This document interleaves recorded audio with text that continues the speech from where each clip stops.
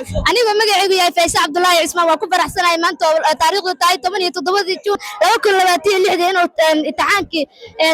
dugsiyeedka 2025 ilaa 2026 inuu noogu soo gabagaboobo halkan aad iyo aad aan ugu faraxsanahay awal marka ugu horeed waxaan u mahad celinayaa Allah subhanahu wa ta'ala oo noo suurtageliyay sanad dugsiyeedka dhan wixii aan soo baranayna in halka ku soo bandhigno marka labaad waxaan u mahad celinayaa macallimiinta iyo waalidiinta nagu soo tacabeelay intaas oo nala soo karab istaagay oo waxna soo baray iyo waalidiinta intaas naga soo bixinaya qarashka aan halkan uga mahad celinayaa marka saddexaad waxaan mahad celinayaa wasaaradda sida quruxda badan ee tacaanka noogu soo diyaarisay waxaan idin rajaynayaa ardayda Soomaaliyeed dhan waxaan u rajaynayaa natiijo wacan oo qurux badan